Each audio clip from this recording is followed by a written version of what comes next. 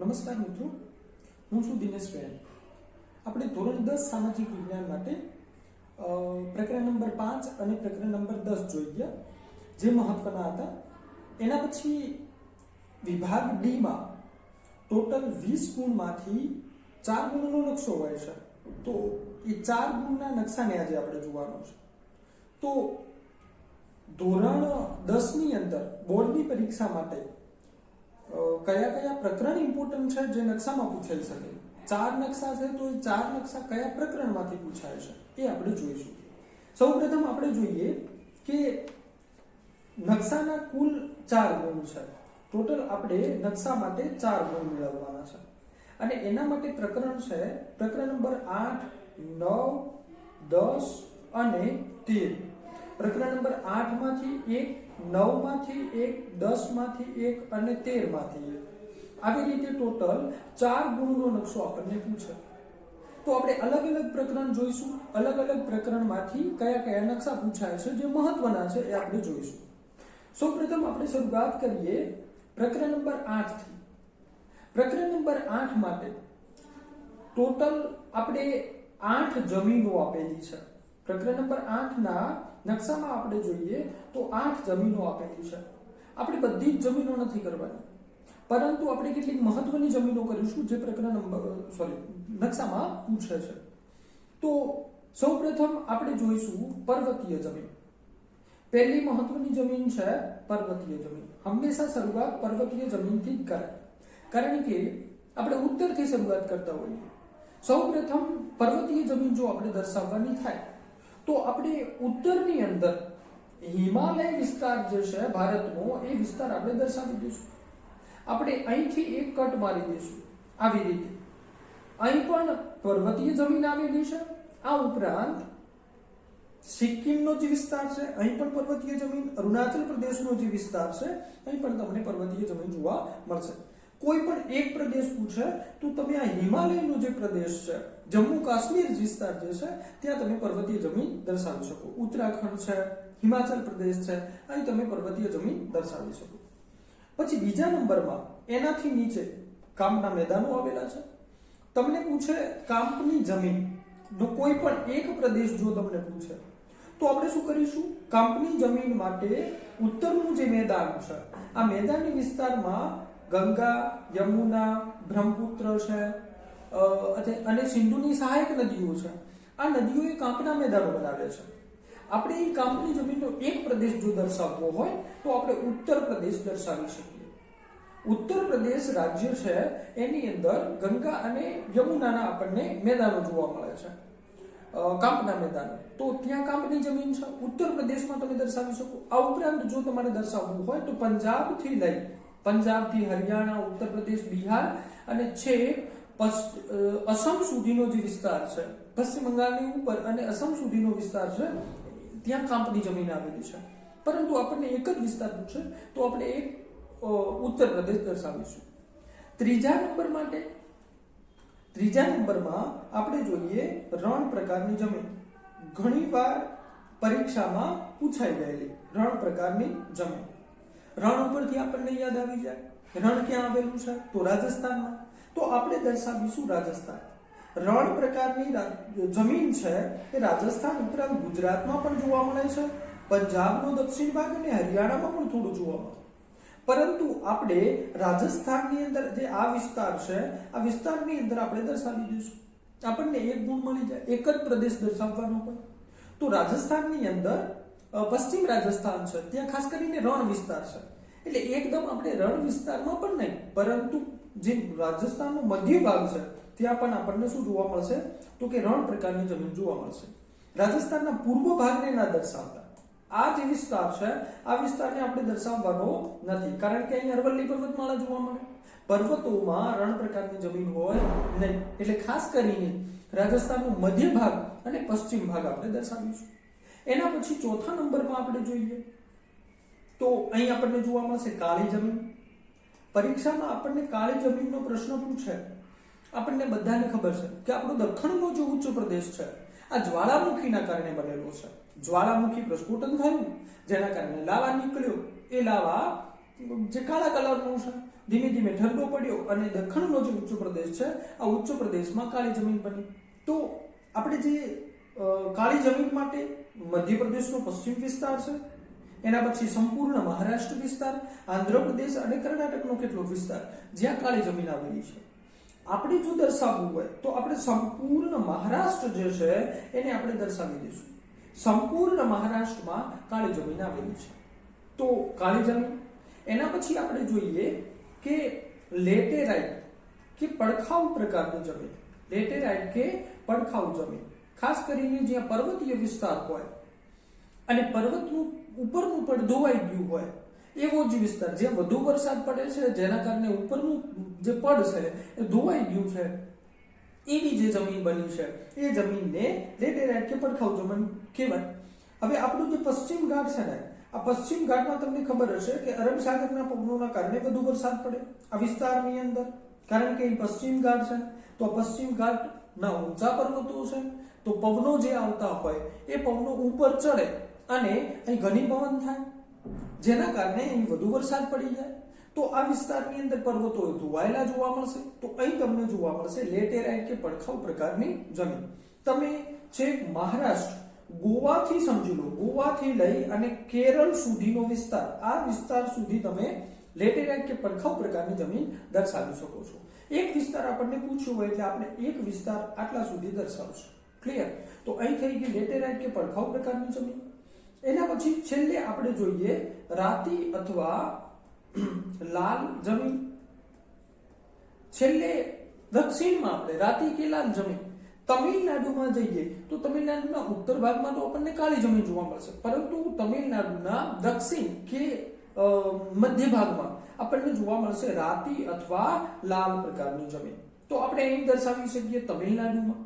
આ ઉપરાંત જો આપણે દર્શાવવું હોય તો રાતી અથવા લાલ પ્રકારની જમીન આપણે જે આપણા પૂર્વના રાજ્યો છે આ પૂર્વના રાજ્યોમાં આપણે દર્શાવી શકાય.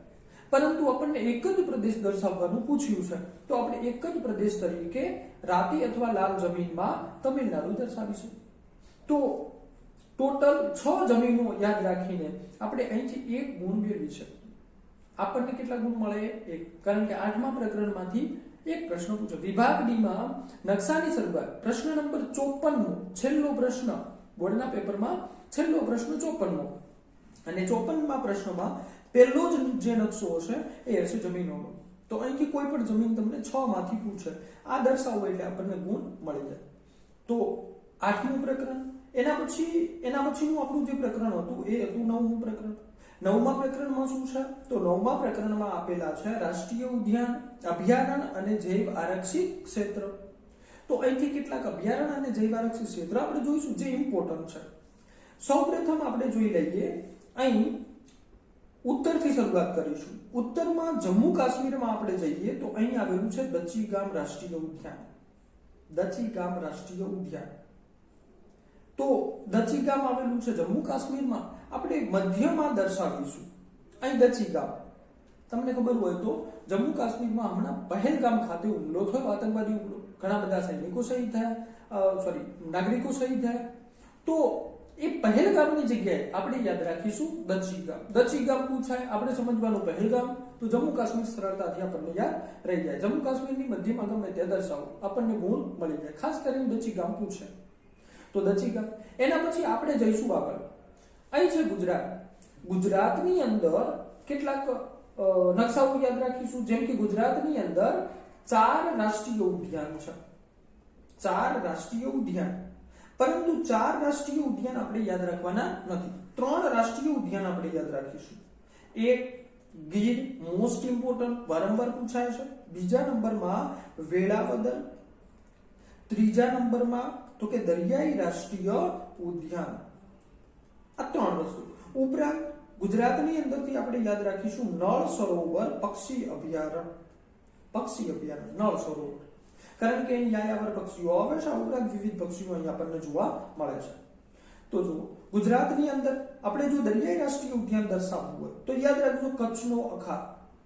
કચ્છનો અખાત જામનગરના ઉત્તરના ભાગમાં જે સમુદ્ર વિસ્તાર છે એ, અને કચ્છની દક્ષિણ વિસ્તારમાં જે કચ્છનો અખાત છે એ વિસ્તારની અંદર દરિયાઈ રાષ્ટ્રીય ઉદ્યાન આવેલું છે. ખાસ કરીને સમુદ્રી જીવો આપણને અહીં જોવા મળે, જેમ કે ઓક્ટોપસ છે, જેલીફિશ છે. અહીં આપણને ડુગોંગ જોવા મળશે, દરિયાઈ ગાય આપણને જોવા મળશે. તો એ થઈ ગયું દરિયાઈ રાષ્ટ્રીય ઉદ્યાન. આપણને પૂછે ગીર, તમે દીવ નામ સાંભળ્યું હશે. આ દીવ એક ટાપુ છે. હવે એની એકદમ ઉત્તરે અહીં છે ને જુનાગઢ આવેલું છે. આ બાજુ અમરેલી, આ બાજુ વચ્ચે જુનાગઢ, ગીર સોમનાથ, જુનાગઢ અને ઉપર રાજકોટ. તો આ ત્રણેયની બોર્ડર, ત્રણેયનો કેટલોક ભાગ, એ ભાગ સમાવતો એક પ્રદેશ એટલે ગીર રાષ્ટ્રીય ઉદ્યાન. ખબર છે, એશિયાઈ સિંહો વિશ્વમાં માત્ર ને માત્ર ભારતમાં, અને એમાંય માત્ર ગુજરાત, અને એમાં પણ માત્ર ને માત્ર ગીરના જંગલમાં જોવા મળે. એટલે આપણા માટે તો ઇમ્પોર્ટન્ટ છે, કારણ કે એશિયાઈ સિંહ અહીં જોવા મળે ગુજરાતમાં. આપણા માટે ગૌરવની બાબત છે. બીજે ક્યાંય રહેતા નથી. અમને ગુજરાત જ ગમે, ગીર જ ગમે. એટલા માટે આપણે યાદ રાખીશું ગીર ગુજરાતની અંદર દક્ષિણ, સૌરાષ્ટ્રના દક્ષિણ ભાગમાં. તો એના પછી આપણે જોઈએ વેળાવદર. વેળાવદર જે છે એ આવેલું છે ભાવનગરમાં. ગીરથી થોડુંક પૂર્વમાં જતું રહેવાનું. ગીરથી થોડાક આપણે પૂર્વમાં જઈએ દરિયા કિનારે ભાવનગરમાં, અમદાવાદથી નીચે જ્યાં ખંભાતના અખાતની શરૂઆત થાય ત્યાં આવે ભાવનગર. ભાવનગરમાં આવેલું છે વેળાવદર રાષ્ટ્રીય ઉદ્યાન. તમને ખબર હોય તો કાળિયાર જોવા મળે. ભાવનગરની અંદર વેળાવદર રાષ્ટ્રીય ઉદ્યાન, કાળિયાર જોવા મળે. તો આપણે યાદ રાખીશું વેળાવદર. વેળાવદર ક્યાં? તો કે ભાવનગરની અંદર. તો એના પછી આપણે જોયું નળ સરોવર. નળ સરોવર જે છે કચ્છના રણથી છેક અમદાવાદ, અમદાવાદના દક્ષિણ ભાગ કે પશ્ચિમ ભાગ સુધીના વિસ્તારમાં. તો અહીં બધે જ આપણને બહુ મોટું નળ સરોવર જોવા મળે છે. આટલું નળ સરોવર. તો આ જે નળ સરોવર છે આપણે ગુજરાતની મધ્યમાં દર્શાવી દઈશું. ગુજરાતની મધ્યમાં. તમને ના ફાવે તો જે કચ્છનો અખાત છે અહીં તમને જોવા મળશે કચ્છનો અખાત. આ જે કચ્છનો અખાત છે ત્યાંથી લઈ અને ખંભાતનો અખાત, આવી રીતે એક લાઈન દોરી દેવાની, અને પછી જ્યાં તમને લાઈનની મધ્ય દેખાય, જ્યાં વચ્ચેનો ભાગ દેખાય ત્યાં દર્શાવી દેવાનું. એ થઈ ગયું આપણું નળ સરોવર. એ ભાગથી થોડાક નીચે આવી જાય. વેળાવદર પૂછ્યું હોય થોડાક નીચે આવે તો વેળાવદર અહીં ભાવનગર. એનાથી થોડાક નીચે જઈએ તો અહીં આવે છે અહીં દક્ષિણમાં ગીર. ઉપર જઈએ આ જે લીટી થોડીક તમે આવી રીતે કરો, અહીં આવે આપણું દરિયાઈ રાષ્ટ્રીય. એકદમ સિમ્પલ છે. ગુજરાતના ખાસ કરીને પૂછે છે દરિયાઈ રાષ્ટ્રીય ઉદ્યાન. ગીર તો વારંવાર પૂછ્યું તો ગીર પૂછી શકે. ગીર તો આપણે સરળતાથી યાદ રાખી દઈએ. એના પછી આપણે જઈએ આગળ. અહીં આપણે જોઈએ મધ્યપ્રદેશ. મધ્યપ્રદેશમાંથી એક વારંવાર પૂછે છે આપણને કાન્હા રાષ્ટ્રીય ઉદ્યાન મધ્યપ્રદેશની અંદર. આ ઉપરાંત મધ્યપ્રદેશમાં છે ને આ કાન્હા વાઘ માટે જાણીતું છે. આ પંચમઢી છે ને એ આપણું જૈવ આરક્ષિત ક્ષેત્ર છે મધ્યપ્રદેશની અંદર, જે પણ ખાસ કરીને વાઘ માટે જાણીતું છે. તો મધ્યપ્રદેશના બે આપણે યાદ રાખી દીધા. છેક આપણે દક્ષિણમાં જતા રહીએ. દક્ષિણમાં તમને જોવા મળશે નીલગિરી પર્વતમાળા. આ નીલગિરી આપણે શા માટે યાદ રાખીશું? કારણ કે ભારતની અંદર કેટલાક એવા પ્રદેશો છે જ્યાં બહુ મોટા પ્રમાણમાં આપણને જૈવ વિવિધતા જોવા મળે.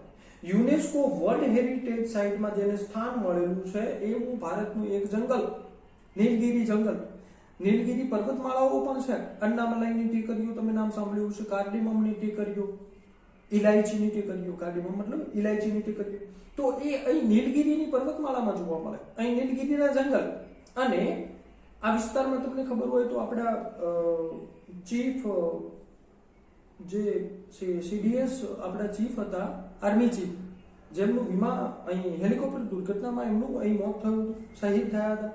તો એ નીલગિરી પર્વતમાળા જે છે એ અહીં આપણે દર્શાવી દઈશું. જો આપણને પૂછે તો નીલગિરી જૈવ આરક્ષિત ક્ષેત્ર પણ છે. એના પછી દક્ષિણમાં આપણે જઈએ. નીલગિરી પર્વત આપણે જોઈ ગયા. એના પછી દક્ષિણમાં આપણે જઈએ. દક્ષિણની અંદર પેરિયાર રાષ્ટ્રીય ઉદ્યાન. પેરિયાર નામના એક મહાન વ્યક્તિ થઈ ગયા, તત્વજ્ઞ થઈ ગયા, તત્વચિંતક. તો એમના નામ ઉપરથી કેરળની અંદર, કેરળ અને તમિલનાડુની બોર્ડર ઉપર આપણને જોવા મળશે પેરિયાર રાષ્ટ્રીય ઉદ્યાન. તો એ આપણે દર્શાવી દઈશું કેરળમાં. આપણને છેલ્લે એક પોઈન્ટ દેખાય પેરિયાર, કેરળ. તો આ ઉપરાંત કેરળની વચ્ચે આવે ર, પેરિયારમાં છેલ્લે આવે ર. એના ઉપરથી પણ આપણે યાદ રાખી શકીએ. એના પછી જોઈએ તો અહીં આપણને દેખાય છે કર્ણાટક. કર્ણાટકમાં બાંદીપુર રાષ્ટ્રીય ઉદ્યાન વાઘ માટે ખાસ કરીને. આ તમને કેરળ, તમિલનાડુ, કર્ણાટકમાં છે ને હાથી પણ જોવા મળશે. બાંદીપુર વાઘ માટે. તો આ ઉપરાંત બીજા પણ વન્ય પ્રાણીઓ જોવા મળે. તો કર્ણાટકની અંદર આવશે આપણું બાંદીપુર રાષ્ટ્રીય ઉદ્યાન. ક્લિયર? એના પછી દક્ષિણમાં જો આપણે જૈવ આરક્ષિત ક્ષેત્ર પણ તૈયાર કરવા હોય, વધારે ડીપમાં તૈયારી કરવી હોય, તો મન્નારનો અખાત શ્રીલંકા અને ભારતની વચ્ચે. અહીં તમને જે સમુદ્રી વિસ્તાર જોવા મળે ને, આ કોઈ સમુદ્ર નથી, મહાસાગર નથી, પરંતુ એક અખાત છે. તમને ખબર હોય સમુદ્રના વિવિધ ભૂપૃષ્ઠના વિવિધ ભાગ પડે છે સમુદ્રની અંદર પણ, જે બહુ મોટો પાણીવાળો વિસ્તાર છે. તો એની અંદર છે ને તો કે એક સમુદ્ર ધોની હોય, અખાત, ખાડી વગેરે વગેરે આપણે અહીં અખાત કે ખાડી કે એ બધું જોતા હોઈએ છીએ. તો અહીં મન્નારનો અખાત આવેલો છે. આ ઉપરાંત આગળ વધીએ આપણે. આપણું વચ્ચેનો એક વિસ્તાર તેલંગાણા. તમે ધોરણ 9 ની અંદર ભણી ગયા. હૈદરાબાદ નામનું એક રાજ્ય હતું, જે રાજ્યના રાજા નિજામ છે ત્યાંના શાસક છે. તો એ રાજ્ય નતા આપતા, એવું તમે સાંભળ્યું છે. તો એ વિસ્તાર તેલંગાણા વિસ્તાર, અને તેલંગાણાની અંદર જોવા મળશે તમને એતુર નાગરમ અભયારણ્ય. એતુર નાગરમ અભયારણ્ય અહીં જોવા મળશે તેલંગાણા. તો એ આપણે યાદ રાખીશું. આગળ જઈએ તો સૌપ્રથમ આપણે ઉત્તરની અંદર દચીગામ, પછી આપણે સીધા નીચે જતા રહ્યા, આપણે થોડા પૂર્વ બાજુ જઈએ તો અહીં ઉત્તરાખંડ. ઉત્તરાખંડમાં આવેલું છે કોર્બેટ. કોર્બેટ રાષ્ટ્રીય ઉદ્યાન, ખાસ કરીને વાઘ માટે જાણીતું છે કોર્બેટ રાષ્ટ્રીય ઉદ્યાન. તો કોર્બેટ આ ઉપરાંત રાજાજી પણ છે, પરંતુ આપણે ઇમ્પોર્ટન્ટ લીધા છે. બે છે, રાજાજી અને કોર્બેટ, પરંતુ મહત્વનું છે કોર્બેટ, એટલા માટે કોર્બેટ રાષ્ટ્રીય ઉદ્યાન. એના પછી આપણે આગળ જઈએ પૂર્વમાં. અહીં આપણને ઉત્તર પ્રદેશની અંદર જોવા મળશે ચંદ્રપ્રભા. ઉત્તર પ્રદેશમાં ચંદ્રપ્રભા રાષ્ટ્રીય ઉદ્યાન આપણને જોવા મળશે ઉત્તર પ્રદેશમાં. જો આમાં કોઈ વાતો ના કરવાની હોય, કંઈ સમજાવવાનું ના હોય, આપણે ગોખવું પડે. આ વસ્તુ આપણે પ્રેક્ટિસ કરી નકશાની અંદર અને ગોખી શકીએ. પરીક્ષાનો સમય છે, છેલ્લા દિવસો છે, આપણું એસએસનું પેપર છેલ્લું છે. આજે આપણે વિડીયો રેકોર્ડ કરી દીધો છે, મૂકી દઈશું. તમે છેલ્લે રિવિઝન માટે જોઈ શકો. 4 ગુણ મળી જશે તમને બોર્ડની અંદર. તો છેલ્લે આને છે ને બહુ સ્પીડમાં રાખીને આપણે જોઈ લઈએ, ફટાફટ પૂરો થઈ જાય. વધારાની વાતો આપણે કરતા નથી. એનાથી પણ પૂર્વમાં જઈએ તો અહીં આવશે મનાસ અને કાજીરંગા, અથવા માનસ પણ તમે કહી શકો. માનસ અને કાજીરંગા આ બંને અસમમાં દર્શાવી દેવાના. અસમમાં ગમે ત્યાં દર્શાવો. અસમની અંદર મનાસ અને કાજીરંગા. આ કાજીરંગા છે ને, ખાસ કરીને ખબર હોય તો એક સિંગી ગેંડો ભારતમાં જોવા મળે. ભારત માટે ગૌરવની બાબત, એક સિંગી ગેંડો દલદલીય વિસ્તારમાં જોવા મળે. અસમમાં બ્રહ્મપુત્ર નદી વહે, બ્રહ્મપુત્ર નદીના જે પાણીવાળા વિસ્તારો છે, દલદલીય વિસ્તારો છે, એમાં ગેંડો રહે છે. દલદલમાં કીચડમાં રહેવાની અને મજા આવે, એટલા માટે કાજીરંગા રાષ્ટ્રીય ઉદ્યાન. અહીં દલદલ જોવા મળે એટલે ગેંડો રહે. તો કાજીરંગા રાષ્ટ્રીય ઉદ્યાન શેના માટે છે? ગેંડા માટે. છેલ્લે આપણે યાદ રાખીશું એક મહત્વનું જંગલ આપણા માટે, સુંદર જંગલ. ક્યારેક તમે જંગલ જુઓ, જંગલ હંમેશા સુંદર જ હોય, પરંતુ એમાં ખાસ કરીને પશ્ચિમ બંગાળના જે જંગલ છે, આ જંગલમાં સુંદરીના વૃક્ષ થાય. બીજે નહીં, આપણે સુંદરીના વૃક્ષો ના હોય. તો સુંદરીના વૃક્ષો થાય સુંદરવનમાં. સુંદરવન આવ્યું પશ્ચિમ બંગાળમાં. અહીં સુંદરીના વૃક્ષ થાય એટલા માટે જ એને સુંદરવન કહેવાય. બાકી આપણે બાવળ ઉભા છે તો એને બાવળ વન ના કહેવાય. એ વન છે, જંગલ છે, પરંતુ ત્યાં સુંદરીના વૃક્ષ થાય એટલા માટે એને સુંદરવન કહી દીધું. તો સુંદરવન ક્યાં આવશે? પશ્ચિમ બંગાળમાં. દક્ષિણમાં તમે દર્શાવી શકો. જોકે અહીં ગંગા અને બ્રહ્મપુત્રનો ડેલ્ટા વિસ્તાર, મુખ ત્રિકોણ વિસ્તાર છે, પાણીવાળો વિસ્તાર એકદમ, અને સાથે સાથે બહુ ફળદ્રુપ વિસ્તાર. કોઈને ખેતી કરવા જવું હોય તો અહીં જઈ શકે, કારણ કે બહુ ફળદ્રુપ વિસ્તાર છે ને. અહીં કાંપની જમીન છે, એટલા માટે પાક સારો થાય, તો ઉત્પાદન પણ વધુ મળે. તમે કોથળા જોયા હશે, પેલા કટ્ટા ભરવાના, બાજરી ને ઘઉં બધું ભરવાનું. તો એ કોથળા છે ને એ શણના બને, અને એ શણ મોટા ભાગે અહીં પાકે, હુગલી નદીના કિનારે, એટલે કે ગંગા નદીના કિનારે. તો વધારાની વાતો આપણે નહીં કરીએ, આપણે આગળ વધીશું. બધું જોઈ ગયા છીએ આપણે. તો એકવાર તમારે વ્યવસ્થિત રીતે જોવું હોય તો તમે જોઈ શકો છો. અલગ અલગ જે આપણા રાષ્ટ્રીય ઉદ્યાન, અભયારણ્ય અથવા પછી જૈવ આરક્ષિત ક્ષેત્ર છે. છેલ્લે આપણે જોઈ ગયા પ્રકરણ નંબર 9, પ્રકરણ 8, એના પછી પ્રકરણ 9, પછી આપણે જોઈએ પ્રકરણ નંબર 10. પ્રકરણ નંબર 10 જે મોટું છે એટલા માટે આપણે અહીં ટ્રીક પણ આપી દઈશું તમને, વ્યવસ્થિત રીતે યાદ રહે એના માટે. ગુજરાતના વિદ્યાર્થીઓ માટે ગુજરાતી બાબતો યાદ રાખવી તો સરળ પડવી જ જોઈએ, આપણને સરળતાથી યાદ રહી જાય. તો આપણને એક વસ્તુ યાદ હશે, આપણને બાજરી પૂછી દે, ક્યાંય બાજરી પૂછી છે, આમ તો રાજસ્થાન, ગુજરાતથી ઉત્તરનો ભાગ રાજસ્થાન, રાજસ્થાનમાં બાજરી વધુ થાય કારણ કે રેતાળ જમીન જોઈએ, પરંતુ ગુજરાતમાં તમને રેતાળ જમીન જોવા મળશે. ગુજરાતમાં આપણો બનાસકાંઠા, હવે થોડુંક અલગ થઈ ગયું, વાવ થરાદ બાજુ આપણે જોઈએ ને બનાસકાંઠા કે વાવ થરાદ જે હોય, વાવ થરાદમાં, બનાસકાંઠામાં, ખાસ કરીને વાવ થરાદમાં રેતાળ જમીન વધારે જોવા મળે. રાજસ્થાન બોર્ડર વિસ્તાર છે ને, એટલે થોડી ઉડીને આવી ગઈ હોય કે હોય પછી અહીં છે, તો એટલા માટે બાજરી અહીં જોવા મળે. તો બાજરી, પરંતુ અહીં છે ને એક એક કરીને આપણે નહીં જોઈએ, અહીં સીધું સૂત્ર ઉપર આપણે ધ્યાન આપીશું. અહીં એક સૂત્ર આપેલું છે, એને ધ્યાનમાં લઈને બધું યાદ રહી જાય. બાકસ જુસે તમારે એક સૂત્ર છે, દેશી ભાષામાં કહીએ તો બીડી કોઈને પીવી હોય, કાકાને બીડી પીવી છે, કાકા શું કહે છે દુકાનવાળાને કે ભાઈ બાકસ જોઈએ છે તમારે, અથવા આપણે જ કહીએ ને કાકા કે કાકા બાકસ જોશે તમારે બીડી પીવા માટે, તો એના ઉપરથી યાદ રાખો. બા ઉપરથી શું જોવા મળે અહીંયા આપણને? બાજરી. ગુજરાતમાં બાજરી થાય, જો કે મધ્યપ્રદેશ રાજસ્થાનમાં થાય છે વધુ, ગુજરાતમાં દર્શાવો તો હું તો મળી જ જવાના, તો આપણે ગુજરાતમાં દર્શાવીએ. ક્લિયર? એના પછી ક ઉપરથી શું થાય છે? કપાસ. ગુજરાતની અંદર થાય કપાસ. કપાસ માટે કાનમ પ્રદેશ, વડોદરાનો ખાસ કરીને પ્રદેશ, ભાઈ મહેસાણામાં પણ થાય, પાટણમાં પણ થાય અને સાબરકાંઠામાં આપણે થાય, બધે થાય.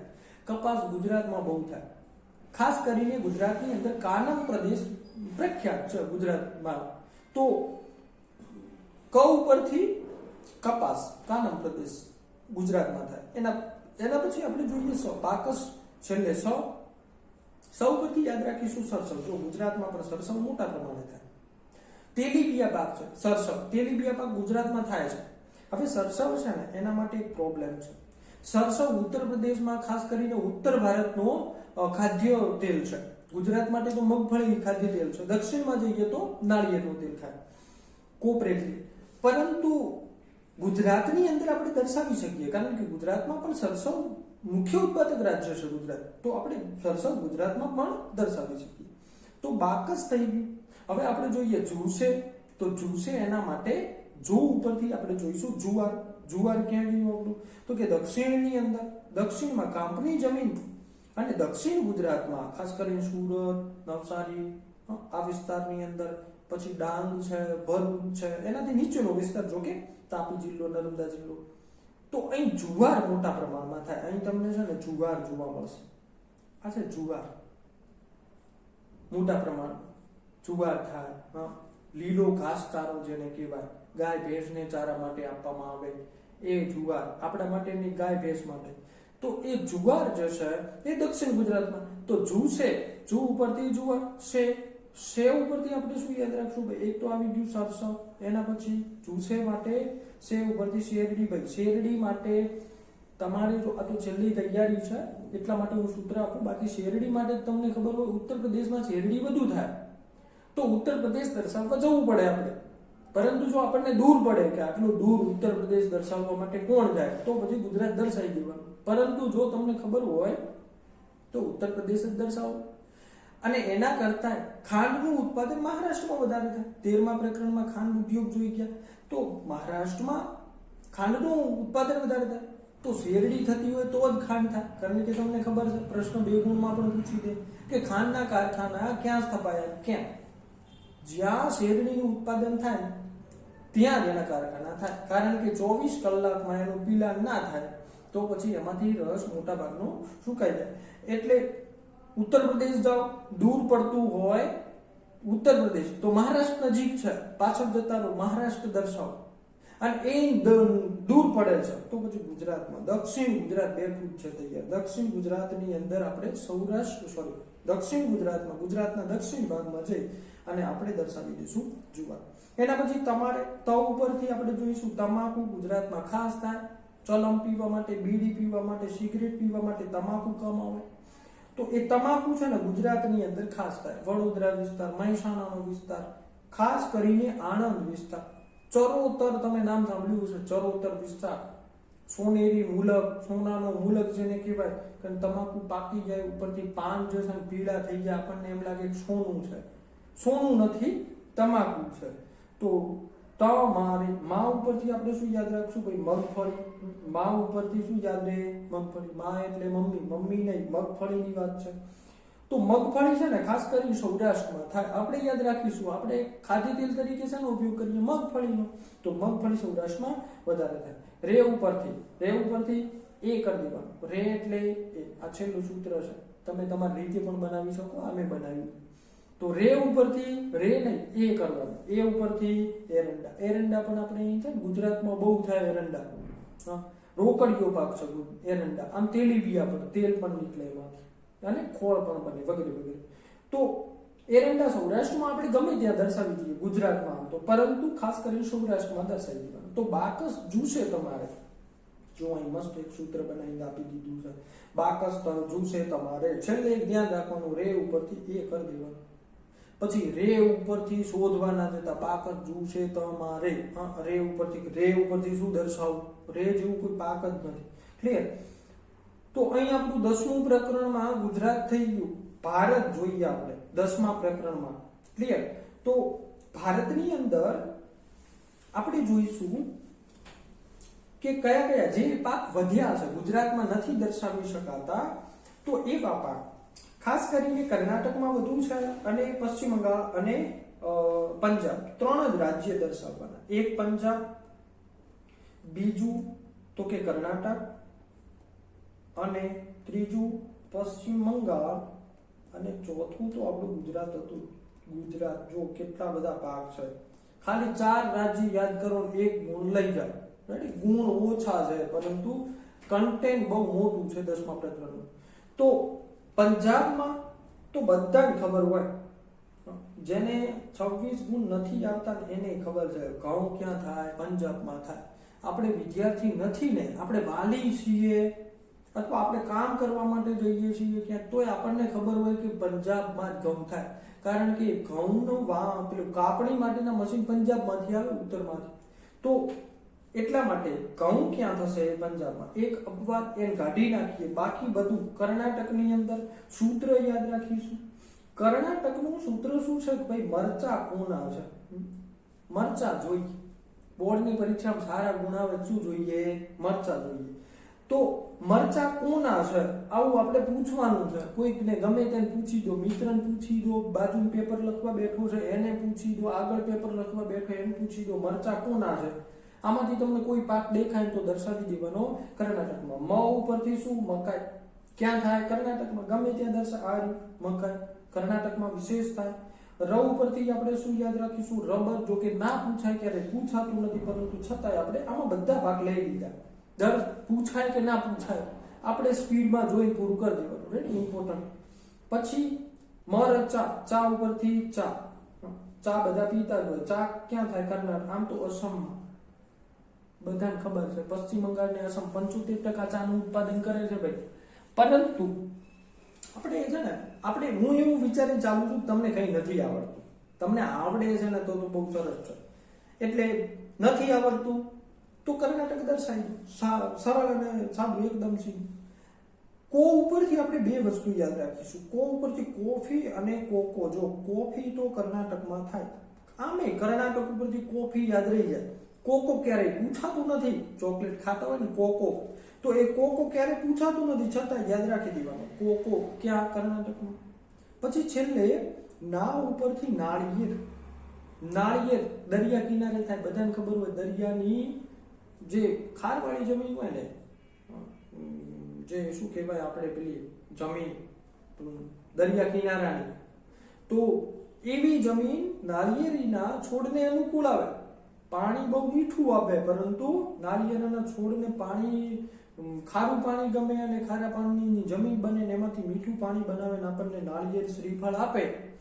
તો એ થાય કર્ણાટકમાં, દરિયા કિનારે.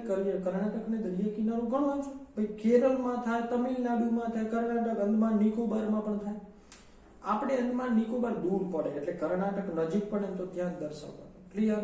છેલ્લે વધ્યું શું, પશ્ચિમ બંગાળ. પશ્ચિમ બંગાળ માટે એક ભાઈ આપણું સૂત્ર છે. સૂત્ર શું છે કે બંગાળી ડાન્સ કરે છે. બંગાળી શું કરે છે, ડાન્સ કરે. તારક મહેતા જોતા હોય તો અય્યર આવે એમાં, અય્યર બંગાળના છે, મતલબ એ કેરેક્ટર વાઇઝ. બાકી ક્યાંના છે મને નથી ખબર. તો એ બંગાળી છે. તો એ ખાસ કરીને તમને ડાન્સ કરતા જોવા મળશે વારંવાર. બબીતા સર ડાન્સ કરતા, તો એ બંગાળી શું કરે છે? બંગાળી ડાન્સ કરે છે. ડા ઉપરથી યાદ રાખશું ડાંગર, સ ઉપરથી યાદ રાખશું સ. હમણાં આપણે સુંદરવન ભણાવતા હતા એ સમયમાં સણની વાત કરી. તો ડા ઉપરથી ડાંગર અને સ ઉપરથી સ. બંગાળી શું કરે છે? ડાન્સ કરે છે. ક્લિયર? તો અહીં આપણે ટોટલ 3 પ્રકરણ પૂરા કરી દીધા. 3 ગુણ મળી ગયા. હવે ચોથો ગુણ મેળવવો બહુ મુશ્કેલ છે, પણ મળી જાય. ચોથો ગુણ મેળવવો મુશ્કેલ છે, પરંતુ મળી જાય.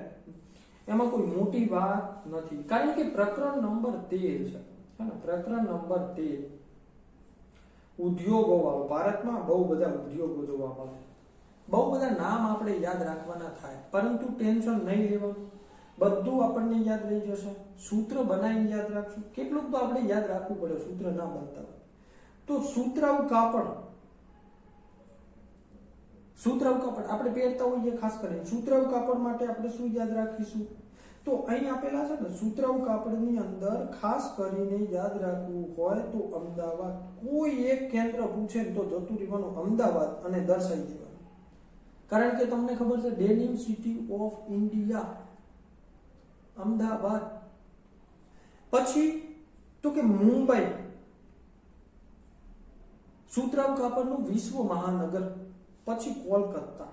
કંઈ પણ દર્શાવો, કોઈ વાંધો નહીં. એક કેન્દ્ર પૂછે એટલે દર્શાવી દો. બાકી પછી તમને વડોદરા પૂછે બધું આપણને આવડવું જોઈએ. હું ઇમ્પોર્ટન્ટ કરો.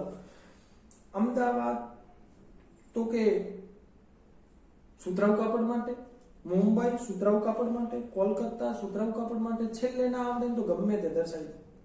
રાઈટ? મધ્યપ્રદેશમાં જઈને ભોપાલ દર્શાવી દો, સાચું જ પડે. મહારાષ્ટ્રનું કોલ્હાપુર, સોલાપુર, પુણે ગમે તે દર્શાવો, સાચું જ પડે. પછી ઊની કાપડની વાત કરીએ ને ભાઈ, ગરમ કાપડ આપણને ખબર પંજાબમાંથી આવે, નેપાળી આવે. પણ નેપાળ તો ભાઈ વિદેશમાં, ભારત દેશની બહાર જતું રહે કે નેપાળી વેચવા આવે છે, નેપાળ દર્શાવીએ. નેપાળ ના દર્શાવે, નેપાળ તો ભારતની બહાર જતું રહે. આપણે ભારતનો નકશો દર્શાવવાનો. પંજાબમાં છે ને લુધિયાણા, એક જ સિટી. તમને પૂછે લુધિયાણા પાછું શું? ઊની કાપડના કેન્દ્ર તરીકે લુધિયાણા દર્શાવો, અમૃતસર દર્શાવો. તો એ આપણે દર્શાવીશું પંજાબની અંદર. શ્રીનગરમાં પણ, અમદાવાદમાં પણ ગરમ કાપડ બને ભાઈ, ઊની કાપડ, એટલે એ પણ દર્શાવી દઉં વાંધો નહીં. મુંબઈમાં પણ જુઓ ઊની કાપડ દર્શાવો, કોઈ વાંધો નહીં. રેશમી કાપડ માટે એક જ રાજ્ય યાદ રાખજો, શ્રીનગર. અહીં છે એટલે ચેન્નઈ બાકી રહી ગયું. સુતરાઉ કાપડ માટે દર્શાવી શકાય. રેશમી કાપડ માટે શ્રીનગર, જમ્મુ કાશ્મીર. આટલું જ નથી, આ તો ખાલી કાપડની વાત થઈ ગઈ. સુતરાઉ કાપડ, ઊની કાપડ અને રેશમી કાપડ. હજી મેઇન વસ્તુ બાકી છે, લોખંડ પોલાદ. ખાસ કરીને પૂછે અહીંથી પ્રશ્નો, વારંવાર પૂછે, વર્ષો વર્ષ પૂછે. લોખંડ પોલાદ ઉદ્યોગમાંથી કેટલા બધા સેન્ટર છે ને આપણે યાદ રાખવા પડે. જો એક એક સેન્ટર આપણે વ્યવસ્થિત રીતે યાદ રાખીશું. સૂત્ર છે, આપણે એક છોકરાનું નામ કે છોકરીનું નામ યાદ રાખવાનું. અહીં છે ને ભાવિકની જગ્યાએ કરી દો ભાવિકા. નામ સાંભળ્યું છે ને? ભાવિકા નામની કોઈ છોકરી છે, યાદ રાખો. છે કોઈ ધ્યાનમાં? તો એ ભાવિકા છે. આ ભાવિકા ઉપરથી આપણે યાદ રાખીશું કે ભાઈ ભદ્રાવતી અને વિજયનગર કર્ણાટક. યાદ રાખજો, ભદ્રાવતી વિજયનગર કર્ણાટક. કર્ણાટક ક્યાં આવ્યું ને એ આપણને આવડવું જોઈએ, બધું ના શીખવાડવાનું. એ તો આપણને આવડે ભાઈ, 10માં ભણીએ ને એટલે. તો કર્ણાટકની અંદર જાઓ, જો કર્ણાટક અહીંયા આવે, આ વિજયનગર લખેલું છે, ભદ્રાવતી. તો ભદ્રાવતી ઉપરથી ભા, વિજયનગરનો વી, કર્ણાટક રાજ્ય એટલે કા, તો ભાવિકા થઈ ગઈ. તો આવી રીતે કર્ણાટકની અંદર બે ખાસ કરીને પૂછે આપણને, પાછું આપણને વારંવાર પૂછે તો આપણે યાદ રાખીશું. એના પછી આપણને લોખંડ પોલાદ ઉદ્યોગ તરીકે જમશેદપુર પૂછી દે. ટાટા લોખંડનું કારખાનું ભાઈ જમશેદપુરની અંદર, જમશેદજી ટાટા દ્વારા સ્થાપના જેની કરવામાં આવી એ જમશેદપુર લોખંડ પોલાદનું કારખાનું. જમશેદપુર પૂછે ને એટલે જ, એના ઉપરથી બીજો જ, જબલાનો જ. તો એ જે જ છે ને, ઝેડ જ ઉપરથી જમશેદપુર અને જ ઉપરથી ઝારખંડ. જોયું યાદ? હા, જ ઉપરથી જમશેદપુર, એની બાજુમાં જ ઉપરથી સીધું ઝારખંડ. બસ આટલું જ છે. જમશેદપુર પૂછે, ઝારખંડ દર્શાવશું. પછી આપણને પૂછે ને કોઈ પૂરની વાત કરતા હોય, દુર્ગાપુર કે બર્નપુર દર્શાવો.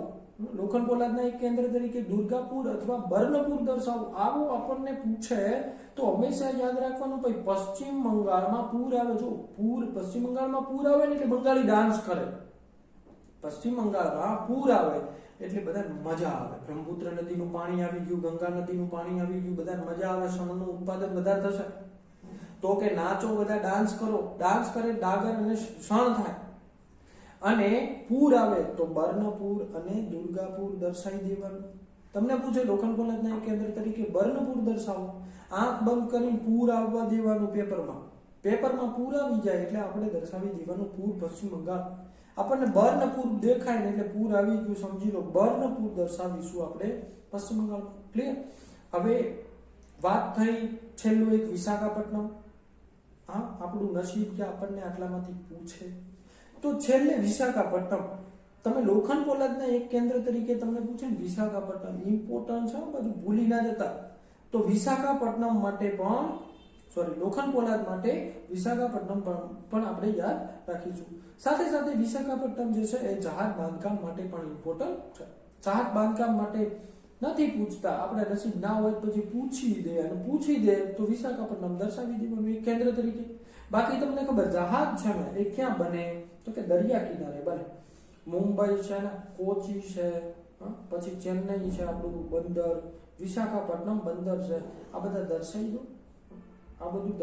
જો આપણે બહુ મહેનત કરી આખું વર્ષ થઈ ગયું તો અહીં આપણે છેલ્લે નકશા પૂરા કર્યા. 4 માંથી 4 ગુણ આપણને મળી ગયા. ટેન્શન વગર હવે બોર્ડની પરીક્ષા લખવા માટે જાઓ. હજી આપણે વિભાગ સી ડી ના આઈએમપી મૂકી દીધા. ક્લિયર? આપણે જોઈ ગયા વિડીયો. વિભાગ સી અને ડી માંથી 20 ગુણ લઈ લીધા, સી માંથી 18 ગુણ લઈ લીધા, બી માંથી પણ આપણે 18 ગુણ લેવાના છે. બી માટેનો વિડીયો પણ આવી જશે એટલે એ પણ જોઈ લેજો. છેલ્લે બોર્ડની પેપર આપવા જાવ ને, છેલ્લે જ્યારે પેપર આપવા જવાનું થાય, છેલ્લું પેપર છે આપણું, તો ત્યાં સુધી ગમે ત્યારે ટાઈમ મળે, કોઈ વિષય આવડતો હોય, એસએસ ના આવડતો હોય, બીજો કોઈ વિષય આવડતો હોય ત્યારે આ વિડીયો જોઈ લેવાનો અને બીજે ક્યાંક શેર કરી દેવાનું કોઈ મિત્રને, ભાઈ જોઈ લો. 4 ગુણ જોઈતા હોય તો આ નકશા માટે જા. બાકી તો વિભાગ ડી માટે 20 જોઈશે અને સી માટે 18 જોઈશે અને પછી શેર કરી દેવાનો વિભાગ બી જોઈતું હોય તો વિભાગ બી પણ મળી જશે. આભાર બધાનો. Thank you.